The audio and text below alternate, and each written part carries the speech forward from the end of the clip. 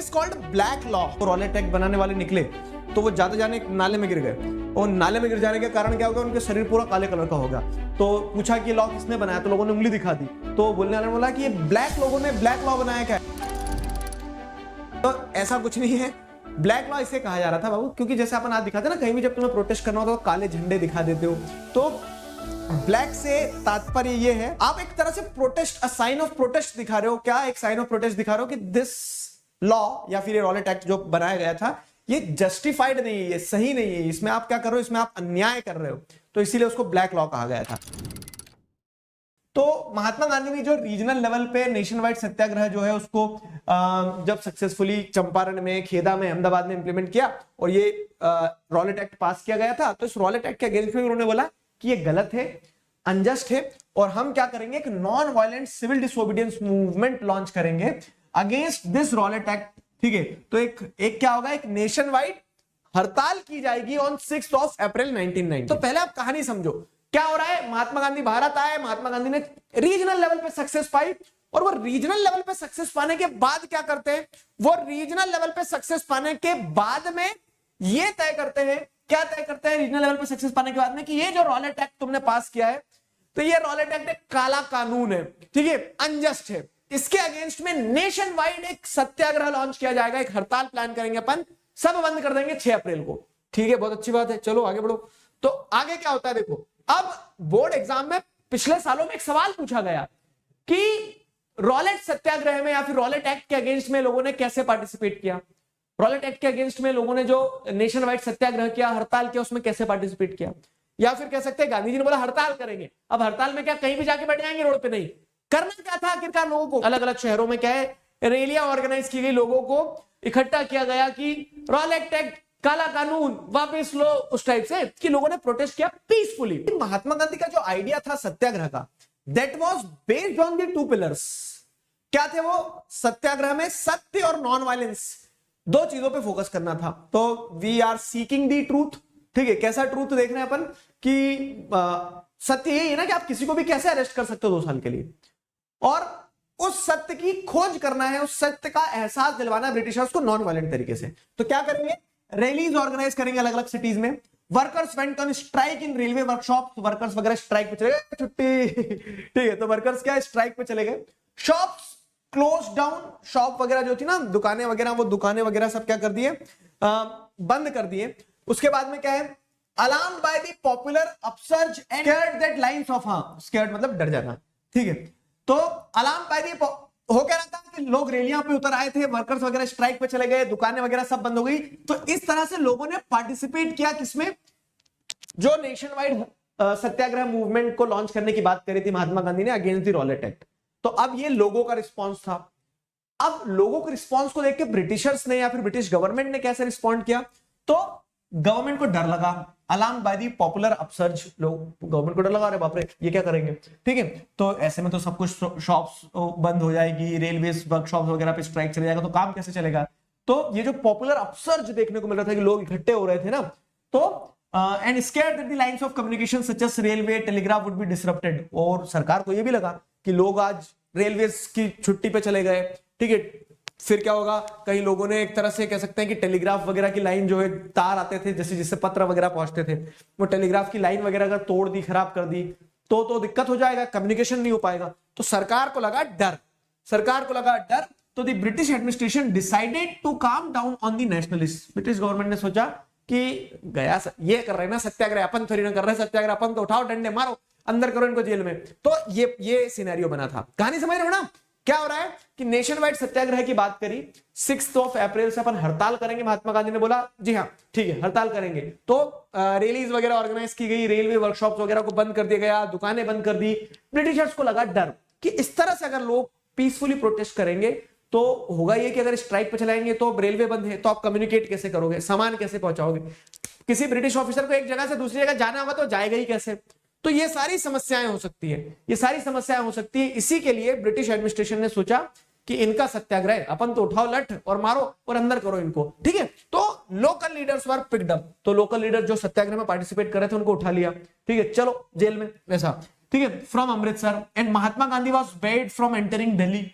अमृतसर से local leaders वगैरह को अरेस्ट कर लिया, महात्मा गांधी को बोल दिया तुम दिल्ली रीजन में नहीं जा सकते हो। जैसे आदमी तो वही होता है ना, क्या होता है, फेंसिंग कर दी जाती है जब किसान पहुंचते हैं तो चारों तरफ से कि दिल्ली में नहीं घुसने देंगे किसानों को। तब भी यही होता था ब्रिटिश गवर्नमेंट के समय में कि जब लोग प्रोटेस्ट करते थे उनको दिल्ली में नहीं घुसने दिया जाता था। Mahatma Gandhi was barred from entering into the Delhi. आज भी वही होता है कि जब लोग प्रोटेस्ट करते हैं तो उनको दिल्ली में नहीं घुसने दिया जाता, बाहर ही रोक दिया जाता है। पॉइंट है ना, जहां कैपिटल सिटी है, कैपिटल सिटी तक प्रोटेस्ट पहुंचना मतलब कि आप पहले ही बोल सकते हैं हमें पता ही नहीं चला, जंगल में मोर नाचा किसने देखा, और अब आपके सामने आके लोग जब काले झंडे दिखाएंगे तो आप इग्नोर नहीं कर सकते ना उस फैक्ट को, वो चीज है।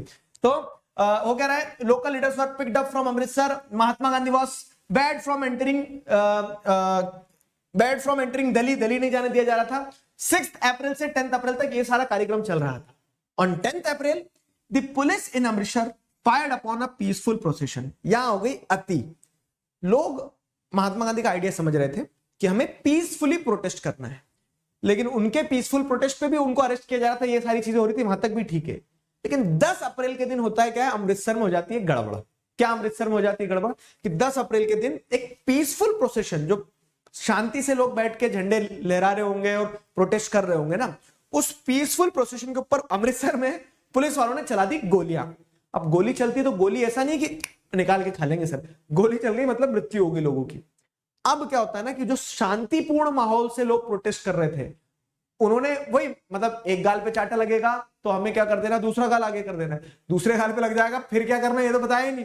तो वही समस्या हो जाती है। वही क्या समस्या हो जाती है कि 10 अप्रैल को आपको देखने को मिलता है कि पीसफुल प्रोसेशन के ऊपर जब क्या होती है, गोलियां चल जाती है ना, तो उस पीसफुल प्रोसेशन के ऊपर गोलियां चल जाने के बाद में वो जो शांतिपूर्ण तरीके से लोग प्रोटेस्ट कर रहे थे वो हो जाते हैं प्रोवोक। फाइन, महात्मा गांधी का आइडिया बहुत नोबल था, लेकिन आपको यह समझना होगा कि वो लोगों को समझ में नहीं आया, लोगों तक पहुंच नहीं पाया। तो लोगों ने जब देखा कि उनके ऊपर क्या हो रहा है, उनके ऊपर एक तरह से वायलेंस का इस्तेमाल हो रहा है और वो नॉन वायलेंट तरीके से बैठे, तो बोला नहीं नहीं अब तो हम भी मारेंगे सर। तो वो जो पीसफुल प्रोटेस्टर्स थे ना, they attack on the banks, post offices, railway station. अब वो पीसफुल लोग भी वायलेंट हो गए, आटा माजी सटकली करके वो लोग भी क्या करने लगे, वो लोग भी मारपीट मचाने लगे। तो अब यहां पे क्या हो गया, सरकार को भी मिल गया फ्री हैंड। पहले सरकार भी सोच समझ के अरेस्ट कर रही थी, क्या लोग पीसफुली प्रोटेस्ट कर रहे थे। सरकार ये नहीं बोलेगी कि लोग प्रोटेस्ट कर रहे थे इसलिए हमने उनको अरेस्ट किया। अब सरकार ये बोलेगी कि तुमने बैंक पे हमला किया, तुमने पोस्ट ऑफिस पे हमला किया, तुमने रेलवे स्टेशन पे हमला किया, डालो इनको जेल में और मारो डंडे 4। तो उस तरह से क्या हो गया ना कि जब लोग वायलेंट हो गए तो सरकार को और फ्री हैंड मिल गया। तो सरकार ने लगा दिया मार्शल लॉ। मार्शल लॉ क्या है, तो आज की स्थिति में जैसा कर्फ्यू लगता है ना, उस तरह से सरकार ने लगा दिया मार्शल लॉ। कहानी समझ में आ रही है? देखो पूरी कहानी एक पैटर्न में चल रही है कि रॉलेट एक्ट पास किया था, रॉलेट एक्ट के अगेंस्ट में एक पीसफुल सत्याग्रह करेंगे, लोगों ने पार्टिसिपेट भी करा, लेकिन सरकार ने क्या किया, लोगों को कंट्रोल करने की कोशिश करी। उसी बीच में क्या होता है, 10 अप्रैल में उस पीसफुल प्रोसेशन के ऊपर, पीसफुली जो लोग प्रोटेस्ट कर रहे थे उनके ऊपर चला दी जाती गोलियां, और उनके ऊपर जब गोलियां चलती तो लोग हो जाते हैं वायलेंट। अब लोग वायलेंट हो गए तो उस वायलेंस को कंट्रोल करने के लिए सरकार ने मार्शल लॉ इंपोज कर दिया। मार्शल लॉ मतलब आज का curfew. Martial law was imposed and General Dyer took the command. Martial law impose कर दिया और ये आ गए अंकल, ठीक है, जनरल डायर, इनको उड़ाएंगे अभी, रुको जरा, ठीक है। तो जनरल डायर जो है, तो जनरल डायर को क्या कर दिया गया, कमांड दे दी गई कि जनरल डायर तुम्हारी जिम्मेदारी है कि तुम अमृतसर के अंदर पीस रिस्टोर करवाओ। ये जो वायलेंस हो गया तो इस वायलेंस को कंट्रोल करो और पीस को रिस्टोर करवाओ, ठीक है। बड़ी विडंबना है कि हम पीसफुली प्रोटेस्ट कर रहे थे, उन्होंने वायलेंस छिड़वाया और अब उसी वायलेंस को कन्वर्ट करना चाह रहे हैं पीस में, ठीक है ना, हिपोक्रेसी। सारे लोग घर से बाहर निकल नहीं सकते, लोग इकट्ठे हो नहीं सकते रोड पे, ठीक है। और जनरल डायर के अंडर में जो कमांड थी, तो उस बीच में क्या होता है, उस बीच में आपको देखने को मिलता है कि 13 अप्रैल के दिन क्या होता है, इनफेमस इंसिडेंट होता है। इनफेमस मतलब क्या है कि वो ऐसी कुछ चीज नहीं जिसको हमें बहुत अप्रिशिएट करना चाहिए। उस दिन हमें बहुत बड़ा एक घाव लगा। क्या हुआ 13 अप्रैल के दिन, मार्शल लॉ इंपोज्ड है, हाँ, कर्फ्यू इंपोज्ड एक तरह से। तो on 13 April the infamous Jallianwala Bagh incident took place. Jallianwala Bagh क्या है, तो अमृतसर में एक पार्क था, ठीक है, अमृतसर में एक पार्क था जिस पार्क का नाम था जलियांवाला बाग, हिंदी में कहते हैं जलियांवाला बाग भी कहते हैं। तो उस पार्क के अंदर, उस पार्क का मैं अगर आपको थोड़ा सा स्ट्रक्चर बताऊं ना, जलियांवाला पार्क जो था तो एक ऐसा पार्क था जिसकी एंट्रेंस एक ही थी, जिसकी एंट्रेंस एक ही थी, ठीक है। तो अब अमृतसर में जैसे अगर आप देखोगे तो बैसाखी का फेस्टिवल रहता है, अप्रैल का टाइम पीरियड रहता है, फसल वगैरह कटती है, लोग नाचते हैं गाते हैं, मेला लगता है, घूमने जाते हैं, ये सारी चीजें। अब गांव के लोगों को क्या पता क्या मार्शल लॉ। आज तो चलो फिर भी सोशल मीडिया है तो गांव के लोग भी स्मार्ट हो गए, उनको सब चीजें अपडेटेड रहती है, पता रहते हैं। गांव के लोगों को क्या पता कि मार्शल लॉ क्या होता है, कर्फ्यू क्या होता है। वो तो हर साल बैसाखी पे घूमने आते थे, इस बार भी गांव से घूमने के लिए आएंगे। और ये जलियांवाला बाग में लगा था मेला, बैसाखी का मेला लगा हुआ था, बैसाखी फेस्टिवल का मेला लगा हुआ था, ठीक है। अब मेले में लोगों ने ये सोचा, जो पॉलिटिकल एक्टिविस्ट थे ना, उन लोगों ने सोचा कि मेले की भीड़ में हम लोग भी मीटिंग कर लेते हैं, ऐसे बाहर तो मिल नहीं पाएंगे क्योंकि कर्फ्यू लगा हुआ है, एक तरह से मार्शल लॉ इंपोज्ड है। तो हम मेले के भीड़ में अपन भी कहीं ना कहीं मीटिंग कर लेंगे, ठीक है। तो दोनों तरह की चीज थी कि बहुत सारे लोग जिन्हें कुछ पता ही नहीं था मार्शल लॉ जैसी भी कुछ चीज है, वो भी आए हुए थे उस जलियांवाला बाग में, और कुछ लीडर्स भी आए हुए थे जो मीटिंग करने का प्लान कर रहे थे वहां। उस समय पे एक ही एंट्री थी, तो इसी एंट्री से सारे लोग आते थे, दीदी, बच्चा, भैया, मम्मी, पापा, ताऊ जी, सब घूम रहे हैं मेले में, एंजॉय कर रहे हैं, कोई झूला झूल रहा है, और ये कुछ अपने पॉलिटिकल लीडर्स भी वहां पे धीरे से अपनी मीटिंग कर रहे हैं, बात कर रहे हैं। तो ये सीन था। अब होता क्या ना, जनरल डायर आता है, जनरल डायर ये एंट्रेंस अंदर आने के बाद गेट लगा लेता है और यहां अपने सारे सोल्जर्स को खड़ा करता है, और he openly fired upon the people, और लोगों के ऊपर गोलियां बरसा दी जनरल डायर ने, ठीक है। क्यों? बोल रहा था कि मैं लोगों के मन में डर क्रिएट करना चाहता हूं, मार्शल लॉ इंपोज्ड है, फिर कैसे आ गए हो तुम लोग, समझ में आया? तो वो ऑब्जेक्टिव के साथ में कि स्थिति को कंट्रोल करने के लिए General Dyer openly fired upon the people, ठीक है। यहां पे एक कुआं था, तो लोगों को लगा कि यार गोली लग जाएगी तो मर जाएंगे, तो बचने के लिए वो कुएं में कूद जाते हैं। सूखा कुआं था, मतलब पानी नहीं था उसमें, ठीक है, सूखा कुआं था, तो उसमें कूद जाते हैं तो अपने को गोली नहीं लगेगी। लेकिन एक आदमी का दिमाग नहीं चलता है ना, सबका चलता है दिमाग, तो सभी खाना खाते हैं। तो वो कुएं के अंदर लोग कूदते चले गए बचने के लिए, और जो सबसे नीचे कूदा था उसके ऊपर लोग कूदने लग गए, तो कुएं के अंदर लाशों का ढेर लग गया था, ठीक है। रिकॉर्ड्स में तो कुछ भी लिखा जा सकता है, बाकी रियलिटी वॉज कि बहुत सारे लोगों की मृत्यु होती है इस जलियांवाला बाग, इनफेमस जलियांवाला बाग इंसिडेंट में, ठीक है। तो on 13th of April the infamous Jallianwala Bagh incident took place. On that day a large crowd gathered in the enclosed ground of Jallianwala Bagh. जो मैंने आपको पूरी कहानी बता दी वही लिखी है कि उस दिन 13 अप्रैल को बहुत सारे लोग वहां इकट्ठे हुए थे। एनक्लोज्ड ग्राउंड मतलब कि वो एक ही रास्ता था उसका। Some came to protest against the government's new repressive measures. कुछ लोग तो इसलिए आए थे कि उनको वो रॉलेट एक्ट के अगेंस्ट में प्रोटेस्ट करना था, ठीक है, और उन्होंने सोचा कि बाहर प्रोटेस्ट कर नहीं सकते तो मेले में चल देते, वहां भीड़ भाड़ है। और कुछ लोग बेचारे जो साल के साल जो बैसाखी का मेला लगता था, एनुअल बैसाखी फेयर, उसमें आए थे। Being from outside the city, many villagers were unaware of the martial law that has been imposed. बहुत सारे लोगों को तो पता ही नहीं था कि मार्शल लॉ जैसा कुछ इंपोज भी हुआ है, ठीक है। तो ये स्थिति थी, और अब जनरल डायर के हाथ में कमांड थी, तो General Dyer entered the area, block the exit point को ब्लॉक किया, and open fire on the crowd, ठीक है, क्राउड के ऊपर ओपन फायर करवा दी, किलिंग हंड्रेड्स, हजार मतलब 100 के 100 सैकड़ों लोगों को मार दिया। ये हंड्रेड्स गलत है, यहाँ पे थाउजेंड्स होना चाहिए, क्योंकि इतिहास लिखने वाले भी तो वही थे, हजारों लोगों की मृत्यु हुई थी, लेकिन उन्होंने लिखा कुछ 100, ठीक है। His object as he declared later was to produce a moral effect.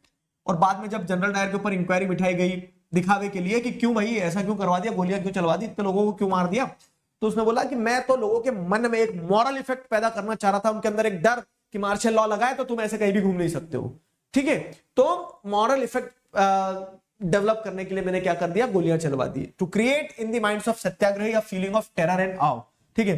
तो डर और कह सकते ना कि वो डरे रहे, सहमे रहे सत्याग्रही, इसके लिए मैंने ये काम किया। गुस्सा आ रहा है ना, सबको आया था बाबू, जैसे तुम्हें गुस्सा आ रहा है ना, तो history moves in a pattern, वहां भी लोगों को गुस्सा आया था, आग बबूला हो गए थे।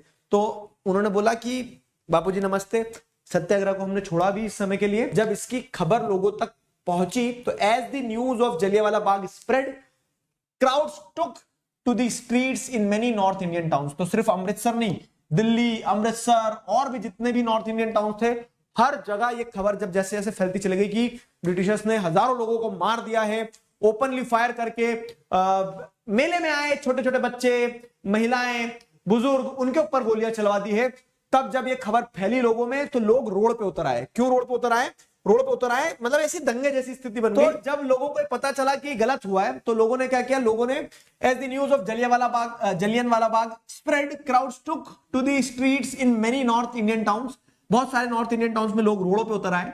There were strikes, clashes with the police and attacks on the government buildings. तो स्ट्राइक्स हो रहे थे, पुलिस के साथ में क्लैशेस देखने को मिले, गवर्नमेंट बिल्डिंग पे लोगों ने हमला कर दिया। अब जैसे लेकिन मैंने आपको बताया कि state is the most powerful body in any country, तो जो सरकार होती है वो सबसे प्रमुख होती है, प्रबल होती है, मजबूत होती है। तो गवर्नमेंट भी चुप नहीं रहने वाली थी ना, ईंट का जवाब पत्थर से दिया। मतलब सरकार, लोग सरकार को हरा नहीं सकते, तो वही यहाँ पे हुआ भी। और उस समय पे तो बहुत ही क्रूर शासन था, डेमोक्रेसी तो थी नहीं, तो लोग रोड पे आए, लोगों ने प्रोटेस्ट किया, अटैक किया गवर्नमेंट बिल्डिंग्स पे। तो बदले में the government responded with brutal repression, government ने बदले में और तेजी से क्या किया, लोगों को रिप्रेस किया, कंट्रोल में लाने के लिए उनको मारा पीटा, जेलों में डालना शुरू कर दिया। ठीक है, seeking to humiliate and terrorise people, मतलब लोगों को ये एहसास दिलवाने के लिए कि तुम कुछ नहीं कर सकते हो, लोगों के अंदर डर पैदा करने के लिए सरकार ने उस समय पे क्या करना स्टार्ट किया कि जो सत्याग्रह में लोग पार्टिसिपेट कर रहे थे ना, they were forced to rub their nose on the ground, crawl on the street and do सलाम टू द साहिब्स। मतलब गवर्नमेंट जानबूझ के जो सत्याग्रही थे उनको पकड़ पकड़ के ले जा रही है कि लोट मारो स्ट्रीट्स पे, ठीक है, नाक रगड़ो, सलाम ठोको साहिब को, साहिब मतलब कि जो ऑफिसर्स है। तो इस तरह से वो एक डेटरेंस इफेक्ट, एक डर का भाव पैदा करना चाहते हैं कि जो सत्याग्रह पे जाएगा, सत्याग्रह के रास्ते पे जाएगा, उसकी यह हालत कर देंगे, हम तुम्हें नाक रगड़वा देंगे। तो उनने भी मतलब ईगो पे ले ली। Satyagrahis were forced to rub their nose on the ground, crawl on the streets, मतलब ऐसा उनको घसीट रहे थे सड़कों पे, सलाम ठुकवा रहे थे कि साहिब को सलाम करो। People were flogged in villages around Gujranwala in Punjab, now in Pakistan, ठीक है। तो अब लोग क्या है, लोग गांव छोड़ छोड़ के भागने लगे, ठीक है, गांव के गांवों पे बम गिराना शुरू कर दिए, दे वर बॉम्ब्ड, सीइंग वायलेंस स्प्रेड, और चारों तरफ खून खराबा, आग जनी, क्योंकि लोग भी वायलेंट हो रहे थे और सरकार भी वायलेंट तरीके से ही रिप्रेस कर रही थी, ब्रूटल रिप्रेशन चल रहा था। जब इतना खून खराबा हो रहा था तो महात्मा गांधी ने मूवमेंट को कॉल ऑफ कर लिया। महात्मा गांधी ने बोला कि हॉल्ट, ठीक है, Mahatma Gandhi time's up, time's up क्यों, क्योंकि सत्याग्रह का प्रिंसिपल ही नहीं समझ पाए लोग, ठीक है। उन्होंने बोल दिया कि अभी के लिए सत्याग्रह को रोक दिया जाए, सत्याग्रह मूवमेंट को रोक दिया जाए, रॉलेट एक्ट गया एक तरफ, अभी ये जो सारा सब कुछ खून खराबा आगजनी हो रहा है इसको रोकने की जरूरत है। तो 1919 में ये जो जलियांवाला बाग इंसिडेंट है, इसके बाद में सत्याग्रह को रोक दिया गया, ठीक है। तो ये कहानी एक रही, ये कहानी एक रही। ध्यान रखना अभी कहानी का और भी पार्ट बचा है। तो while the Rowlatt Satyagraha had been a widespread movement, it was still limited mostly to the cities and towns. तो रॉलेट सत्याग्रह, रॉलेट एक्ट के अगेंस्ट में जो सत्याग्रह लॉन्च किया था, जिसको जलियांवाला बाग इंसिडेंट के बाद में कॉल ऑफ करना पड़ा, तो वो सत्याग्रह एक तरह से क्या रहा, एक बहुत बड़ी सक्सेस रही कि लोग सत्याग्रह के नाम पे लोगों घर से निकल के आए। माना कि उन्होंने वायलेंस अडॉप्ट कर लिया, चीजें वैसी नहीं चली जैसा प्लान कर रहे थे, लेकिन वो एक बड़ी सक्सेस। लेकिन उसकी लिमिटेशन क्या थी कि वो सिर्फ सिटीज या टाउन्स तक के लोगों को ही अपने साथ जोड़ पाए थे, गांव तक अभी बात नहीं पहुंची थी, गांव तक लोगों को समझ में नहीं आया था सत्याग्रह क्या है, ठीक है। तो महात्मा गांधी नाउ फेल्ट, तो महात्मा गांधी को लगा कि अब अगर हमें कोई मूवमेंट लॉन्च करना है ना, तो अब उस मूवमेंट को और ब्रॉड बेस्ड बनाना पड़ेगा, ताकि ज्यादा से ज्यादा लोगों को आप अपने साथ जोड़ सको, ठीक है। अब अगर कोई मूवमेंट आपको लॉन्च करना है तो उसे आप ब्रॉड बेस्ड मूवमेंट बनाओ, but he was certain that no such movement could be organized without being Hindu Muslim closer together। लेकिन उन्हें समझ में आ रहा था कि कोई भी मूवमेंट अगर आपको क्या करना है, बहुत बड़ा बनाना है, जिसके अंदर आप बहुत सारे लोगों को, गांव शहर सभी लोगों को जोड़ सको, तो उसके लिए आपको हिंदूज और मुस्लिम्स को एक साथ लाना होगा। क्यों? क्योंकि तब पंजाब इंडिया का, पंजाब बोल रहा हूं, पाकिस्तान इंडिया का ही पार्ट हुआ करता था, और पाकिस्तान में मेजोरिटी पॉपुलेशन आपको क्या देखने को मिल रहा है, मुस्लिम पॉपुलेशन थी। तो उन सबको साथ जोड़ना जरूरी था, ये महात्मा गांधी को लगता था। और बात सही भी थी कि अगर आप मूवमेंट को ब्रॉड बेस्ड बनाना चाहोगे तो that can be possible only if you bring Hindus and Muslims closer together, ठीक है। हिंदू मुस्लिम को एक साथ लाना बहुत ज्यादा जरूरी था। अब हिंदू मुस्लिम को कैसे एक साथ लाया जाए? तो देखो, लोग आक्रोश से तो भरे हुए थे, पंजाब में जो गलत हुआ, रॉलेट एक्ट जो अपने आप में गलत था, सिख परेशान थे, पंजाब में जैसे मेजोरिटी सिख थे, तो वो लोग भी गुस्से से भरे बैठे थे, हिंदूज भी परेशान थे, ठीक है। गांव, मतलब एक खबर गांव गांव शहर शहर तक पहुंच गई थी, लोगों के अंदर गुस्सा तो था, ठीक है। अब हिंदू मुस्लिम को और एक साथ कैसे जोड़ा जा सकता कि मुस्लिम्स के लिए भी कोई एक ऐसा पॉइंट मिल जाए कि जिससे वो भी ब्रिटिशर्स के अगेंस्ट खड़े हो जाए, तो वो इशू था Khilafat issue. One way of doing this he felt was to take up the Khilafat issue, और एक ये तरीका जिससे हिंदू मुस्लिम को एक साथ किया जा सकता था वो था खिलाफत इशू। देखो, ये पूरी कहानी लिखी हुई है, मैं आपको पढ़ के सुना दूंगा, लेकिन पढ़ के सुनाने से ज्यादा जरूरी क्या है कि पहले आप समझ लो कहानी है क्या।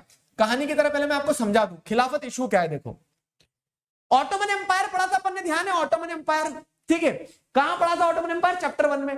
कनेक्टेड है, डॉट सारे कनेक्टेड है।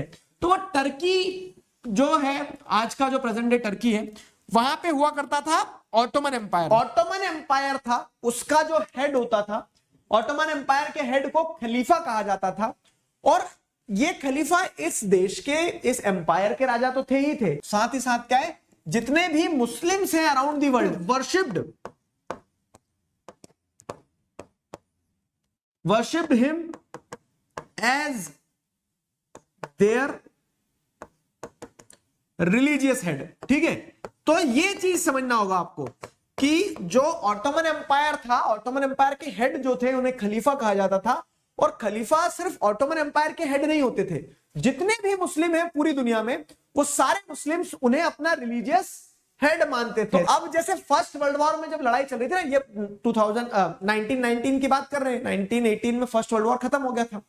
तो फर्स्ट वर्ल्ड वॉर में आपको ये चीज समझना होगी, फर्स्ट वर्ल्ड वॉर में ऑटोमन एम्पायर हार जाता है। जीतता कौन है सर? तो ध्यान करो, जीतने वाली टीम कौन सी थी? ब्रिटेन, फ्रांस, ठीक है, ब्रिटेन फ्रांस के साथ में यूएसए। तो ये वाली जो टीम थी ना, रशिया, ये एक टीम थी फर्स्ट वर्ल्ड वॉर में। और दूसरी, इसे क्या कहा जाता था? Allied powers. और दूसरी एक जो सेंट्रल पावर थी, तो सेंट्रल पावर में तुम्हें ध्यान हो तो जर्मन एम्पायर था, ठीक है। वर्ल्ड वॉर 1 की बात कर रहा हूं मैं। वर्ल्ड वॉर 2 में क्या होता है, वो जर्मन एम्पायर जर्मनी में कन्वर्ट हो जाता है।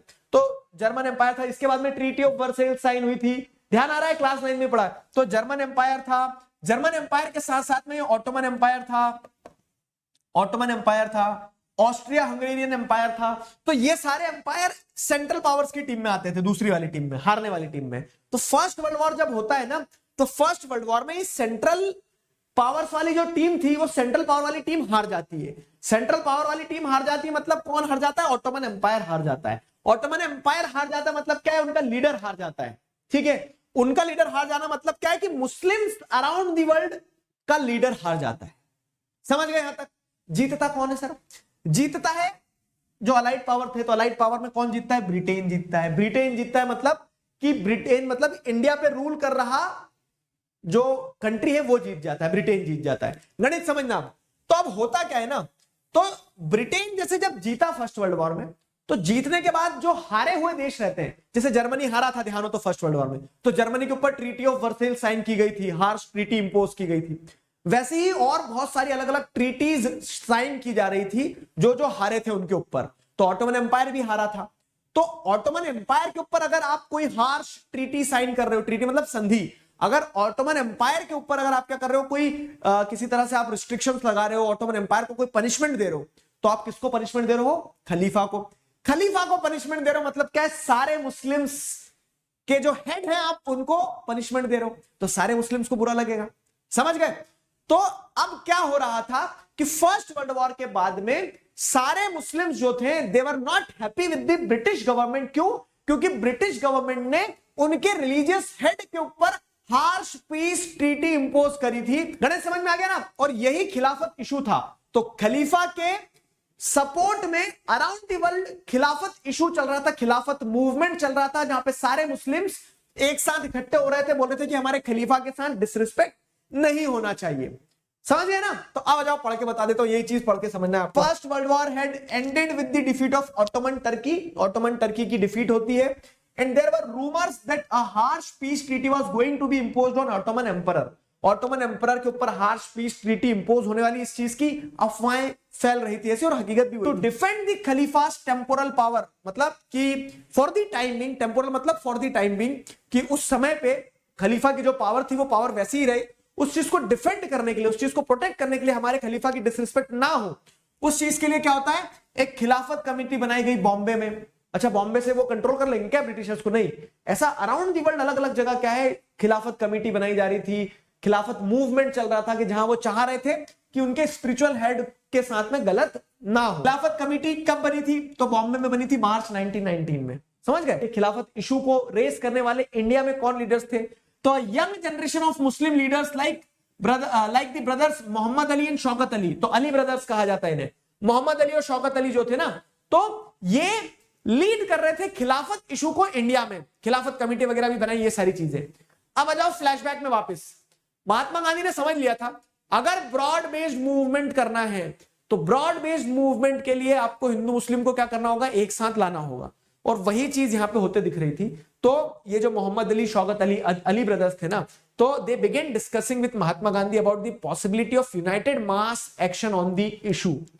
तो मोहम्मद अली, शौकत अली ने बोला कि हमारे भी ब्रिटिशर दुश्मन है, हमारे खलीफा के साथ में डिसरिस्पेक्ट करिए, और इन जनरल पूरी कंट्री के लिए भी दुश्मन ब्रिटिशर्स हैं, तो हम हिंदू और मुस्लिम दोनों को साथ ला सकते हैं, सिख को भी साथ ला सकते हैं। जलियांवाला बाग इंसिडेंट गलत हुआ है, रॉलेट एक्ट गलत हुआ है, खिलाफत इशू गलत है, ठीक है, तो इन सारे मुद्दों पे हम क्या कर सकते हैं, सबको एक साथ ला सकते हैं। तो मोहम्मद अली, शौकत अली ने महात्मा गांधी से बात करी क्या, कि एक united mass action can be started from here, ठीक है। तो Gandhi ji saw this as an opportunity to bring Muslims under the umbrella of unified national movement. तो गांधी जी ने ये देखी कि यार मौका सही है भाई, ठीक है। क्या देखा गांधी जी ने, कि ये मौका बहुत सही है, इस तरह से हम हिंदू और मुस्लिम को एक साथ ला सकते हैं, और हिंदू मुस्लिम को जब एक साथ लाया जा सकता है तो अपना अब जो मूवमेंट लॉन्च करेंगे उसको और ब्रॉड बेस्ड बनाया जा सकता है, ठीक है। At the Calcutta Congress session, ठीक है, कांग्रेस के सेशन होते थे, मतलब मीटिंग होती थी बार बार, तो कलकत्ता सेशन में क्या है, सितंबर 1920 में, तो he convinced other leaders for the need to start a non-cooperation movement in support of खिलाफत as well as for Swaraj. तो 1920 में, देखो ये सितंबर 1920, ध्यान रखना, इस कांग्रेस के अलग अलग मीटिंग्स होते थे, उन्हें कांग्रेस सेशन कहा जाता था। तो जो सितंबर 1920 में मीटिंग होती ना, ये 1919 में ये मुद्दा चल रहा था, अब 1920 में आ गए अपन। तो 1920 में क्या होता है, 1920 में महात्मा गांधी को एक रीजन मिल गया कि कैसे एक बड़ा सत्याग्रह, नेशन वाइड मूवमेंट लॉन्च किया जा सकता है, जिसमें हिंदू मुस्लिम सबको एक साथ लाया जा सकता है, इस खिलाफत इशू को साथ में जोड़ा जा सकता है। तो महात्मा गांधी ने 1920 के सितंबर सेशन में दूसरे जो लीडर्स थे उनको कन्विंस करना स्टार्ट कर दिया। क्या कन्विंस करना स्टार्ट कर दिया, कि हमें एक नॉन कॉपरेशन मूवमेंट लॉन्च करना चाहिए। नॉन कॉपरेशन मतलब कि हम कॉपरेट नहीं करेंगे आपके साथ, तो एक नॉन कॉपरेशन मूवमेंट लॉन्च करना चाहिए in the support of Khilafat as well as for Swaraj. क्या आप करते हैं, रॉलेट एक्ट से क्या हो रहा है, रॉलेट एक्ट 1919 में पास होता है इंपीरियल लेजिस्लेटिव काउंसिल के द्वारा, जिस कानून के थ्रू वो किसी को भी अरेस्ट कर सकते थे बिना 2 साल तक के ट्रायल के, मतलब कोर्ट में पेश नहीं किया जाएगा और अरेस्ट करके रखा जा सकता था पॉलिटिकल प्रिजनर बनाए के। महात्मा गांधी ने बोला कि ये लॉ तो अनजस्ट है, क्रूअल है, तो इसीलिए महात्मा गांधी ने क्या किया, इस अनजस्ट लॉ को, इस क्रूअल लॉ को के अगेंस्ट में प्रोटेस्ट करने के लिए महात्मा गांधी ने क्या किया, इस अनजस्ट लॉ के अगेंस्ट में प्रोटेस्ट करने के लिए महात्मा गांधी ने एक तरह से क्या किया, एक हड़ताल की बात करी कि नेशन वाइड हड़ताल करेंगे 6 अप्रैल 1919 में, और वो रैलियां ऑर्गेनाइज होती है, लोग स्ट्राइक पे चले जाते हैं, सारी चीजें, लेकिन सरकार को डर लगता है कि कहीं रेलवेज, कम्युनिकेशन की लाइन ये सब ना तोड़ दे, तो सरकार क्या करती है, लोगों को अरेस्ट करना शुरू कर देती है। और हद तब हो जाती है जब 10 अप्रैल के दिन गोली चला दी जाती है अमृतसर में पीसफुल प्रोसेशन के ऊपर। तो इस कारण से लोग क्या हो जाते हैं, लोग उस कारण से और नाखुश हो जाते हैं, तो लोग वो पीस वीस सब भूल जाते हैं, लोग पत्थर उठा लेते हैं। तो सरकार भी क्या करती है, डंडे से जवाब देती है और मार्शल लॉ इंपोज कर देती है। अब मार्शल लॉ लग गया मतलब लोग इकट्ठे नहीं हो सकते, लेकिन जलियांवाला बाग में अमृतसर में लोग इकट्ठे होते हैं, बैसाखी का फेस्टिवल भी था और पॉलिटिकल एक्टिविटीज के लिए भी इकट्ठे होते हैं। और उसी समय जनरल डायर वो कमांड लेता है अपने हाथ में, और वो क्या करता है, वहां पे जो लोग इकट्ठे हुए थे उन लोगों के ऊपर गोलियां चलवा देता है। जब ये खबर शहरों तक पहुंचती तो शहर में लोग रोड पे उतर आते हैं, गवर्नमेंट के ऊपर अटैक करना शुरू कर देते हैं, तो गवर्नमेंट और ब्रूटल रिप्रेशन करती है, खून खराबा हो जाता है। सत्याग्रह, जो रॉलेट एक्ट के अगेंस्ट में सत्याग्रह चला गया था, उसको कॉल ऑफ कर लिया गया। अब महात्मा गांधी को ये समझ में आ गया था कि आगे अगर हमें कोई मूवमेंट लॉन्च करना है तो उसको बहुत ब्रॉड बेस्ड बनाना पड़ेगा, हिंदू मुस्लिम सबका सपोर्ट लेना पड़ेगा, प्रॉपर ट्रेनिंग के साथ जाना पड़ेगा, तब जाके कहीं वो मूवमेंट सक्सेसफुल होगा, है ना। तो ये महात्मा गांधी का थॉट था, और उसी के पैरेलल क्या चल रहा था, और खिलाफत इशू। खिलाफत इशू क्या है कि फर्स्ट वर्ल्ड वॉर में जब ऑटोमन टर्की हार जाता है, तो ऑटोमन एम्पायर की हार के कारण क्या होता है, ऐसी अफवाहें फैल रही थी कि पीस ट्रीटी इंपोज की जाएगी, किसके ऊपर, हार्श पीस ट्रीटी, खलीफा के ऊपर, जो कि इस्लामिक वर्ल्ड के स्पिरिचुअल हेड थे। तो उनकी रिस्पेक्ट को बचाने के लिए, उनकी रिस्पेक्ट को डिफेंड करने के लिए सारी मुस्लिम मासेस अराउंड द वर्ल्ड क्या कर रही थी, इकट्ठा हो रही थी। बॉम्बे में भी आपको देखने को मिलता है कि खिलाफत कमेटी बनाई गई थी। अब इसी बीच में आप देखते हैं तो यंग मुस्लिम लीडर्स जैसे मोहम्मद अली, शौकत अली, ये महात्मा गांधी के साथ में डिस्कस करते हैं कि मौका अच्छा है, हम हिंदूज और मुस्लिम्स को एक साथ इकट्ठा कर सकते हैं। और महात्मा गांधी इसी चीज को कैपिटलाइज करते बोलते हैं चलो हटो, अब क्या है, अब बड़ा मूवमेंट लॉन्च किया जा सकता है। तो वो कांग्रेस की मीटिंग में सितंबर 1920 में प्रपोजल रखते हैं, क्या, कि हमें नॉन कॉपरेशन मूवमेंट लॉन्च करना चाहिए। लो एक चुम्मी दे दी तुम्हें, जाओ भागो।